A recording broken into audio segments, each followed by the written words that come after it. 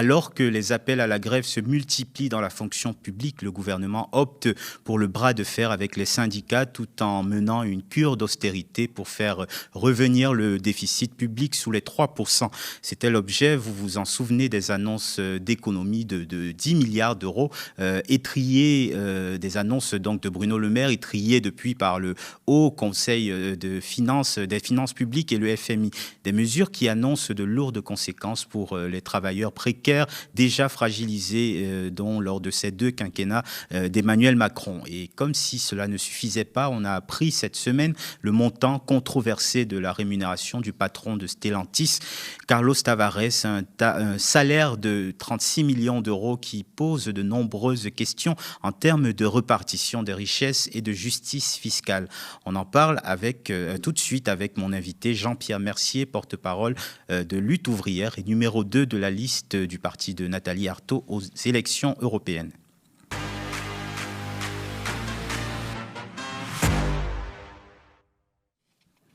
Bonjour Jean-Pierre Mercier. Bonjour. Alors, on commence par ce sujet que j'évoquais en ouverture. L'énorme rémunération de Carlos Tavares est élevée à 36,5 millions d'euros. Elle a été validée hier par les actionnaires de Stellantis, malgré de nombreuses critiques, on l'a entendu. Est-ce que vous êtes, vous, personnellement, choqué par cette rémunération ? Oui, révolté et curé, comme tous mes camarades de travail, puisque je travaille à Stellantis depuis 28 ans maintenant, depuis 10 ans à l'usine de Poissy. Bien sûr, c'était sur toutes les lèvres, cette rémunération. Si on ramène ça au niveau de la journée, ça fait du 100 000 euros par jour. Voilà, 100 000 euros par jour. Du coup, on se pose tout de suite la question, mais c'est qui les personnes qui sont suffisamment riches dans la société pour pouvoir se payer un PDG à 100 000 euros par jour ? On a les actionnaires, la famille Peugeot, la famille Agnelli, qui collectivement, avec tous les autres actionnaires, ont perçu des dividendes. Et quand on divise par jour, ça fait 18,3 millions d'euros par jour. Voilà, donc l'argent, il est là, il est bien là. Et c'est ces gens-là qui nous font dire qu'on coûte trop cher. Nous, les ouvriers, les techniciens, les cadres, les ingénieurs, on coûte trop cher alors que les salaires à Stellantis sont à la cave, hein, comme on dit. Les ouvriers comptent chaque dépense. On a du mal à joindre les fins de mois. Enfin voilà, bref, on a des intérimaires dans l'usine où quand on connaît des périodes de chômage, ils peuvent avoir des payes en dessous de 1 000 euros. Donc c'est une vraie catastrophe et cet argent a été fait sur le dos de l'ensemble des salariés à coup de fermeture d'usines, de licenciements, de suppression d'emplois, de blocage des salaires. J'en passe et des meilleurs, mais oui, c'est un vrai scandale. Carlos Tavares a répondu aux critiques de façon un tantinet provocatrice. On va l'écouter tout de suite. Comme pour un joueur de foot et un pilote de Formule 1, c'est une dimension contractuelle, il y a un contrat. 90% de mon salaire, il est fait par les résultats de l'entreprise. 90%. Donc, ça prouve que les résultats de l'entreprise sont apparemment pas trop mauvais. D'ailleurs, sur ces critères-là, si vous avez la performance de mes concurrents, le salaire aurait été beaucoup plus faible. Donc, c'est ça ce que vous répond. Et puis, au-delà de la dimension contractuelle, il y a la dimension sociétale. Si vous estimez que c'est pas acceptable, faites une loi et modifiez la loi. Et je la respecterai. Carlos Tavares a l'air de dire que cette rémunération, ce n'est pas lui qui la fixe, et que c'est ainsi, c'est l'organisation de l'entreprise, de la loi, et il se dédouane d'une certaine façon. Est-ce que vous le comprenez ? Ce qui est vrai, c'est que c'est un contrat. Alors, c'est pas les actionnaires qui ont décidé. Puisque là, l'Assemblée générale des actionnaires, si elle avait dû voter contre cette rémunération, c'était juste un vote consultatif. C'est pas eux qui décident. C'est en fait le conseil d'administration, qui est composé de 12 personnes seulement, qui, elles, représentent les plus gros actionnaires. La famille Peugeot, la famille Agnelli, certains fonds de pension. Voilà, c'est pas même chez eux, c'est pas démocratique. Même chez eux, c'est pas démocratique. Mais oui, c'est un contrat, mais le contrat, il est fait sur le dos de l'ensemble des salariés, bien évidemment. Aujourd'hui, un certain nombre de salariés sont dans des entreprises, des usines qui sont en train de fermer. C'est Douvrin dans le Nord, une usine de fabrication de moteurs. C'est Metz-Borny, une usine dans l'Est, une usine de fabrication de boîtes de vitesse, qui sont en train de fermer. Il y a des menaces qui pèsent sur Ordin, sur l'usine de Poissy dans laquelle je travaille. Bien sûr, c'est une attaque en règle contre l'ensemble des salariés.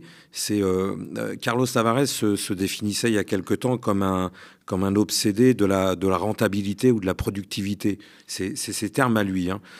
Voilà. Et c'est sûr que cette richesse sort du travail, de l'exploitation de l'ensemble des salariés du groupe Stellantis. En tout cas, elle choquerait moins si, en termes de répartition, les salariés de cette grande organisation touchaient pas autant, mais qui étaient aussi bien confortables dans leur rémunération en termes de salaire.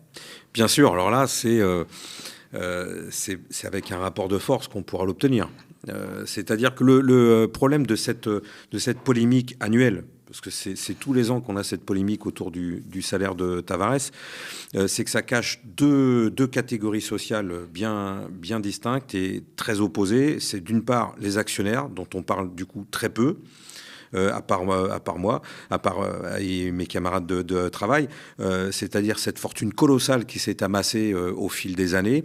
Et puis on parle, alors du coup, pas du tout des salaires de l'ensemble des travailleurs de Stellantis. Donc pour imposer des augmentations de salaire, il va falloir qu'on fasse comme nos camarades aux États-Unis, qui il y a quelque temps ont fait plusieurs semaines de grève pour imposer de véritables augmentations de salaire. Et c'est la seule voie possible pour faire comprendre à Tavares qu'il faut qu'il arrête de nous mettre des salaires qui sont à la cave.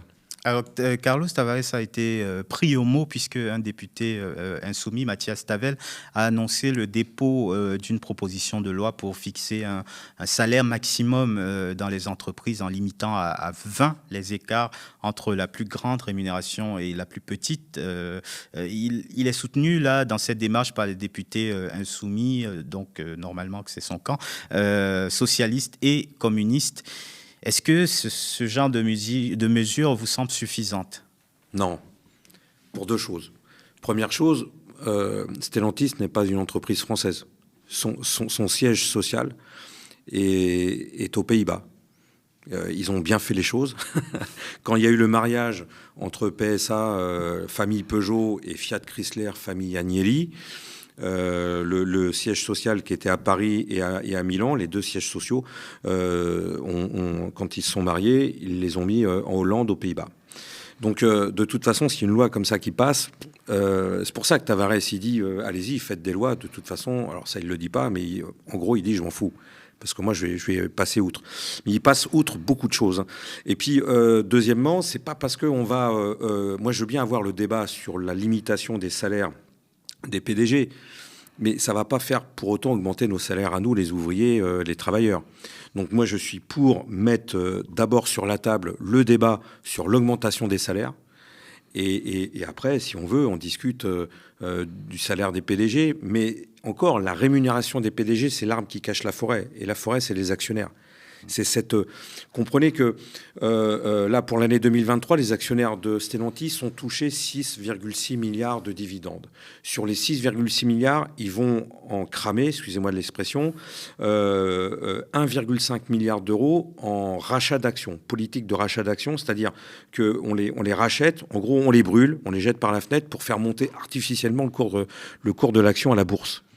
Ils sont tellement riches qu'ils ne savent pas quoi faire de leur argent. C'est ça qui est dingue. Voilà. Alors que les 1,5 milliard d'euros pourraient servir à augmenter les salaires, à maintenir les emplois, à embaucher les jeunes, enfin bref, pourraient servir pour les travailleurs. Pour ça, il faudra qu'on leur torde, sinon le cou, en tout cas le bras. Alors c'est un peu ce qui ressort du discours du député Yann Brossa qu'on va écouter tout de suite. Il est lui aussi choqué par cette rémunération.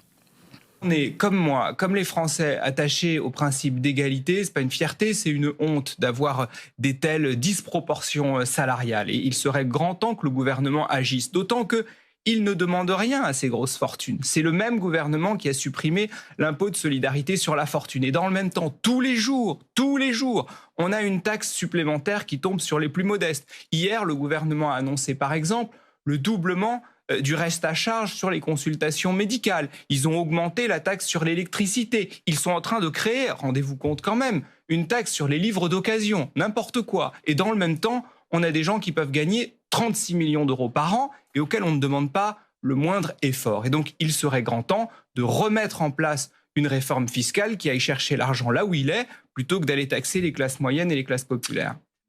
Yann Brossa, sénateur et pas député, donc sénateur PCF. Est-ce que vous êtes d'accord avec lui qu'il y a un problème de volonté politique aussi d'aller chercher ces ultra riches sur la fiscalité? Oui, bien sûr. Je fais le même constat. Par contre, je constate que quand la gauche était au pouvoir, elle n'a rien fait. Elle a laissé les riches s'enrichir et les pauvres s'appauvrir. Je me souviens de ce slogan de Hollande, « Mon ennemi, c'est la finance ». La première chose qui est arrivée quand il a été élu au pouvoir, c'est qu'il a nommé comme son principal conseiller un certain Emmanuel Macron, qui sortait de la banque Rothschild. C'est pas par une réforme fiscale que les travailleurs pourront s'en sortir. C'est par le combat social. C'est ce qui fait la différence entre mon parti, Lutte ouvrière, et puis à la fois LFI et le Parti communiste. C'est qu'on ne pense pas que c'est au Palais Bourbon qu'on va pouvoir changer le sort des travailleurs. Ça, on l'a vécu avec Mitterrand, on l'a vécu avec la gauche plurielle Jospin, on l'a vécu avec Hollande. Chaque fois que la gauche est arrivée au pouvoir, elle a fait une politique pour les patrons et elle a écrasé les travailleurs. Voilà, c'est pour ça qu'on est dans cette situation-là, c'est qu'on a tellement reculé, et surtout aussi parce qu'on a arrêté de se battre, nous les travailleurs, et il faut que le monde du travail reprenne le chemin des luttes. C'est la seule manière pour nous de changer les choses. Faire payer les riches, oui, bien sûr, il faut les faire payer, mais on ne pourra les faire payer véritablement qu'en leur imposant par des revendications, mais surtout par des luttes sociales. Je comprends, filigrane aussi, que vous pointez du doigt la politique d'Emmanuel Macron. Je rappelle que la fortune des 500 ultra-riches a doublé sous Emmanuel Macron, pour atteindre les plus de 1170 milliards d'euros en 2023. Sa politique est une politique d'abord favorable aux plus riches. Bien sûr. Et quand on entend Bruno Le Maire dire que voilà, il faut trouver 10 milliards pour boucher le trou de la dette. L'année prochaine, il faut en trouver 20. Il y a pourtant des solutions. Il y a les super bénéfices du CAC 40 qui ont dépassé les 140 milliards. Il y a tous ces dividendes. La France est la championne du monde de redistribution de dividendes, championne d'Europe, excusez-moi, de redistribution de dividendes à ses actionnaires. Il y a les 200 milliards, ou presque 200 milliards d'aides publiques qui sont donnés à fonds perdus, principalement aux grandes entreprises. Il y aurait des moyens de boucher le trou de la dette, mais non, c'est dans les poches des travailleurs, des chômeurs, des retraités du monde du travail que le gouvernement va chercher. Ils vous diront que l'objectif, c'est aussi d'améliorer la compétitivité de nos grandes entreprises à l'échelle internationale. Vous entendez cet argument ? Je l'entends, mais je le récuse. En tout cas, moi, je milite pour que le frigidaire du travailleur soit toujours rempli, pour qu'on puisse payer nos factures d'EDF, pour qu'on puisse payer nos loyers, pour qu'on puisse vivre décemment et élever nos gamins dans une société où notre salaire ou notre pension de retraite ou notre allocation pourrait suffire à ce qu'on vive dignement. Et on n'arrive plus à vivre dans notre salaire, on n'arrive plus à vivre dans notre pension de retraite. Et ça, c'est pas normal. C'est vrai que là, depuis quelques années, le fossé entre les deux grandes classes sociales qui divisent la société, à la fois cette grande bourgeoisie qui est ultra riche et l'ensemble de la classe ouvrière, s'est agrandi considérablement. Et on ne pourra le reboucher, non pas par des réformes fiscales ou par des lois votées au Parlement. On pourra le reboucher, ce fossé, qu'en allant chercher l'argent là où il est, c'est-à-dire dans les caisses dans les banques, dans les caisses de cette grande bourgeoisie, mais par le combat social. Quand on regarde l'histoire, il n'y a que comme ça qu'on a réussi à décrocher quelque chose. Alors l'illustration un peu de cet écart de plus en plus grand entre les plus riches et les plus précaires, c'est que les plus précaires se mettent de plus en plus en grève. Les mouvements de grève s'organisent dans la fonction publique à l'approche des Jeux Olympiques. Je vous propose d'écouter ce qu'en dit le ministre de la fonction publique, Stanislas Guerini, à l'annonce des mouvements à venir à l'approche des Jeux Olympiques. C'est toutes ces Est-ce que questions-là ça évitera la que grève ? nous travaillons avec les syndicats. Moi, c'est mon boulot, d'une certaine façon, de faire en sorte que, parce qu'on répond bien, sérieusement, aux préoccupations des agents, qui sont portées par les syndicats, il n'y ait pas de grève. Et je crois que tout le pays souhaite qu'il n'y ait pas de grève pour les Jeux Olympiques et Paralympiques. Il faut que ce moment soit un moment de réussite pour la nation. Vous savez, moi, je rencontre beaucoup d'agents publics. Il n'y en a pas un. Et je note d'ailleurs que la position de la CGT, elle n'est pas la position de l'ensemble des syndicats de la fonction publique. Il n'y en a pas un qui m'ait annoncé son intention de faire grève pour les Jeux Olympiques et Paralympiques. C'est une position minoritaire de se mettre en grève pendant les Jeux Olympiques, comme a l'air de le dire Stanislas Guerini, où il faut justement tirer opportunité de cet événement, là où le monde entier aura les yeux rivés sur la France pour montrer les défaillances sociales qui ont lieu.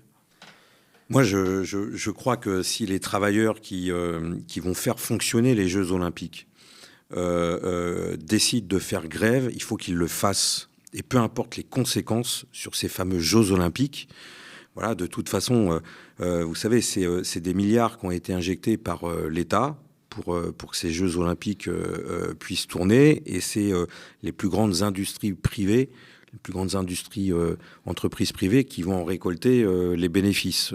Les Bouygues, Vinci et compagnie, toute l'industrie de tourisme. Et par contre, c'est nous, les travailleurs, qui allons travailler. Alors, vous avez tous les agents de la sécurité. Ils ont manifesté récemment, une manif très réussie. C'est les congés. Ils n'ont pas le droit de prendre leurs congés en juillet et en août.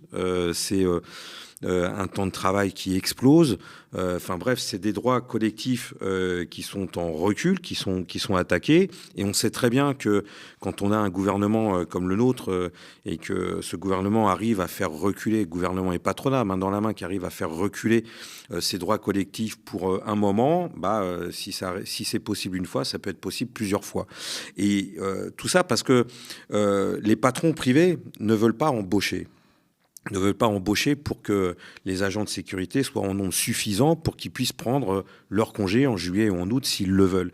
Et ça, c'est un exemple qu'on pourrait multiplier sur tous les aspects de l'organisation des Jeux Olympiques. Donc oui, de toute façon, moi je suis convaincu qu'il n'y a que par la grève qu'on peut se faire entendre.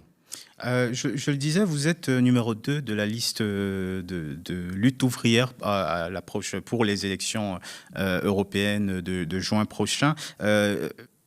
En général, les gens connaissent quand même assez mal le mouvement lutte ouvrière. Quelles sont les principales,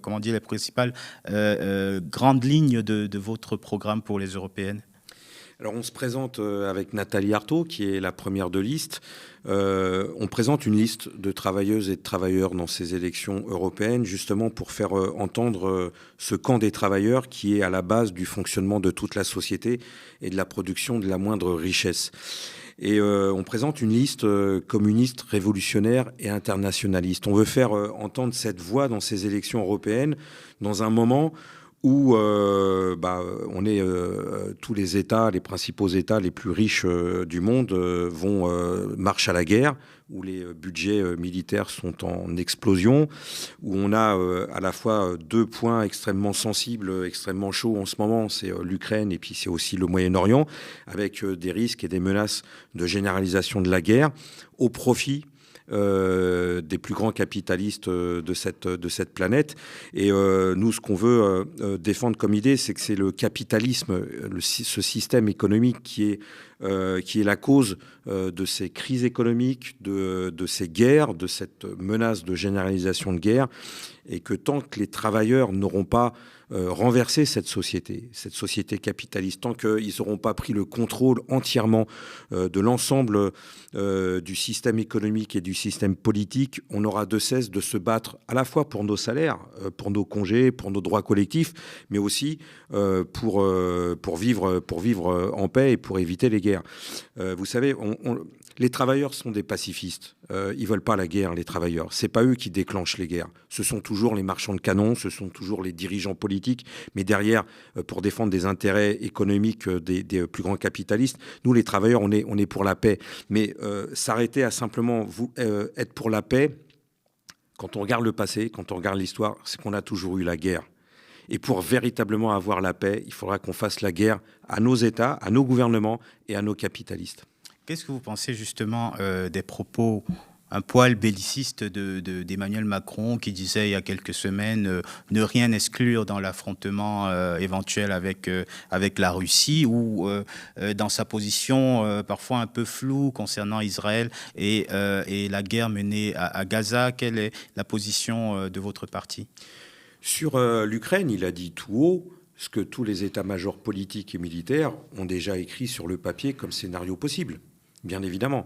Alors il a franchi un cap oral, mais dans cette guerre en Ukraine, les États occidentaux, l'OTAN, a franchi mois après mois les lignes rouges. C'était d'abord livraison d'obus, après livraison de chars, livraison d'avions, et là on parle de possibilité d'envoyer des troupes au sol.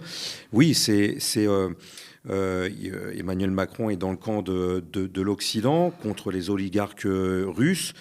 Et sur le Moyen-Orient, il peut avoir quelques phrases humanistes, mais sur le fond, l'État français continue à livrer des armes à Israël, continue à apporter un soutien sans faille à la politique de terrorisme d'État de Netanyahou, à la fois sur Gaza, mais aussi sur la Cisjordanie. Et là aussi, il a choisi son camp. Alors, pour revenir à ces élections européennes, est-ce que, comme d'autres forces politiques à gauche, vous craignez la montée de l'extrême droite donnée vainqueur un peu partout en Europe de cette élection? Est-ce que ça représente pour vous une menace? Et comment se faire entendre dans ce contexte où les voix populistes d'extrême droite sont plus écoutées et plus répandues? On constate année après année, élection après élection, la montée des voix du Rassemblement national, et puis depuis peu de Zemmour, de Reconquête. Quand on additionne les scores d'Asselineau, après de Dupont-Aignan, bah oui, on arrive avec un camp de l'extrême droite à plus de 40%. C'est une menace, bien sûr, une menace réelle. Mais Marine Le Pen ne fera pas autre chose comme politique économique que Emmanuel Macron. C'est-à-dire, elle servira la soupe aux plus grands, elle servira la soupe aux capitalistes. Elle est souvent présentée comme étant de gauche sur son programme économique. Est-ce que vous êtes d'accord avec cette perspective qu'ont certains observateurs? C'est, comment vous dire, c'est une battleuse de foire. C'est une politicienne. Et comme tout bon politicien, elle se doit de dire ce que l'électorat veut entendre. Je reprends par exemple la retraite sur la retraite. Elle était pour la retraite à 60 ans, même si son père était pour repousser l'âge de la retraite à 65 ans. Elle, oui, elle ment. Elle ment comme tout bon politicienne qui est dans l'opposition. Donc elle présente un programme plutôt alléchant au niveau économique et social sur certains points. Maintenant, il faut bien l'écouter. C'est que derrière, elle a un discours de division du monde du travail, c'est-à-dire qu'elle veut monter les travailleurs immigrés ou d'origine immigrée contre les travailleurs français. C'est des attaques sur les allocations, sur les droits sociaux, comme si on enlevait, si on enlevait les allocations de nos camarades immigrés, ça ferait monter les allocations des travailleurs français. Bien sûr que non. Donc elle a un discours, bien sûr, pour appâter. Un discours électoral pour appâter. Mais